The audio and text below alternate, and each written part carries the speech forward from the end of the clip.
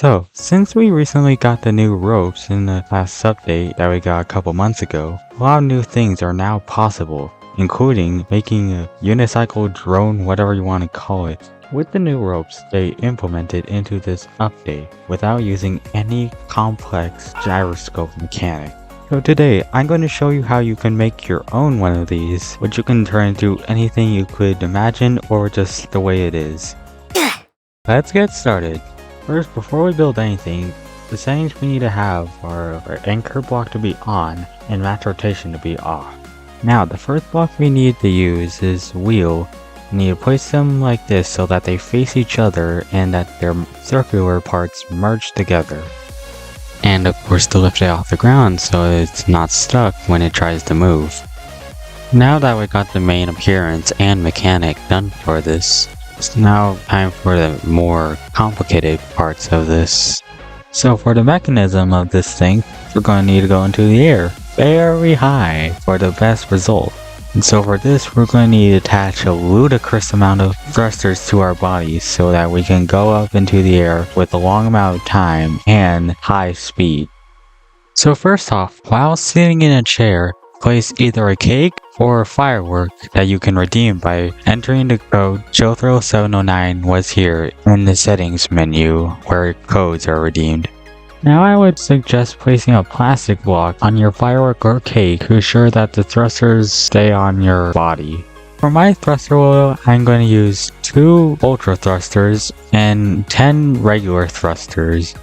And before you even think about going into the air for that long, that high, place a portal anywhere so that you can get back down to your plot safely. Now with all that in place, we can ready up our thrusters and lift up to the sky. After we place down this lever so we can activate it. Before we activate it, we need to unbind anything that is not required for us to go into the air, like these 2 wheels. Here we go! No!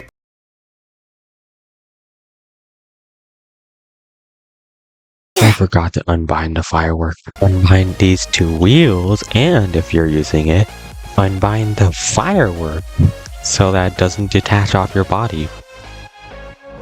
So, would it lift off into the air or would it detach again? Obviously it wouldn't detach again. Rocket science! Once you're high enough in the sky, you need to anchor yourself off first with the block that's attached to you, and then you place another block below that one, and then unanchor yourself. And of course, since that one's attached to your body, place another anchored block below that one, and then remove the previous block you placed. If you're where I am, and this happens, then you reach the null zone. Now, since we need to build our mechanism up here, we need to make a big platform so we can traverse around easily. Preferably I would make mine 100 by 100 studs, but I suggest for the minimum to be at least 20 by 20 studs. Now we need to place a portal.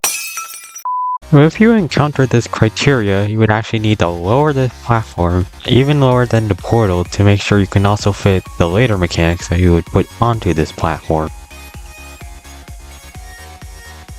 Now you can return to your platform from your plot to go up there in order to operate the thing later on.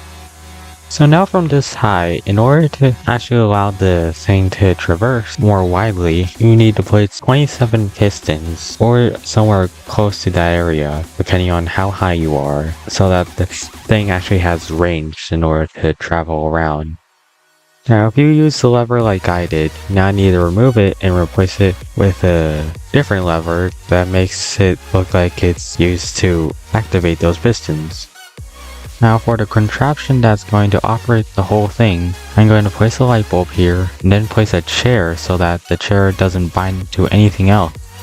Now we need to place a wheel facing upwards. It's 2 rods, one on each end of any kind, and a wheel on each rod and make them face each other. But we're not going to necessarily merge these 2 wheels.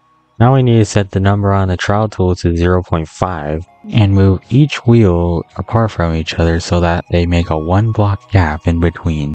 So for the main mechanism that will operate the tether drone, if you haven't guessed it already, you're going to need to place a rope in between the 2 wheels, then go through the portal to add it to the merged wheels in the middle.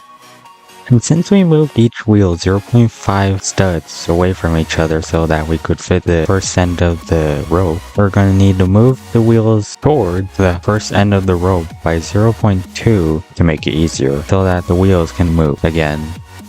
For setup purposes, I would recommend to put a plastic block or any block that could hold the top wheel with the rope wheels in place so that neither one of them fly off from each other when setting this up. Since we obviously can't fit into two wheels, or at least can't fit into them without them glitching out, we're going to need to, first of all, remove the switch since we don't need it anymore. We need to place a dome camera inside of the middle of the two wheels. And then in this case, unbind this switch since it's not supposed to be used to enter the camera's perspective, and bind it to the chair using any keybind you wish. So by default, any bindable object placed down will bind to the nearest chair or lever, depending on which one is placed.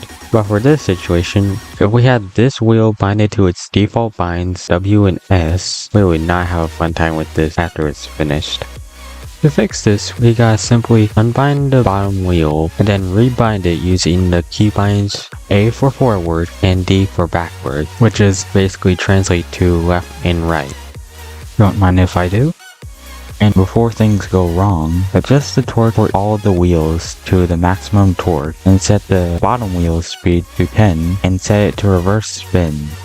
And after all this, you now have your own tether drone.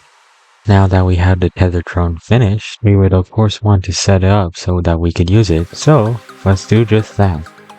To set this up, use the property tool to select all, and deselect the top piston here, which dear god I hope you labeled, and then unanchor, then press the switch to lower the platform, and then if you did so, remove the plastic block that's holding the two sets of wheels together. Now all that's said and done, let's drive this thing. So for the basic driving, we're able to go really smoothly, especially because of how circular the merged wheels are. And plus there are two here in order to balance the weight when driving. Plus we can go over anything as far as I know with about 1 stud 0.5 stud height, which looks even cooler with an actual design. Speaking of design, of course we wouldn't always want to be driving a set of wheels everywhere we go with this thing. So let's talk decoration. So for a design that encompasses the appearance of the main mechanism of the tether drone, place a hinge on each end of the mechanism, and then connect each hinge to each other in some way. And then, if you don't want your build attached to the tether drone to be a ball and chain, place the first end of a rope on this wheel and the other end on the object that's holding the hinges together. Now you can make that rope invisible and collision off. Since I want my build to be above the main tether drone, I'm going to place my plastic block on each hinge so that they can connect the structure above the main tether drone. Now with this structure, I am now eligible to build my design above the tether drone. So,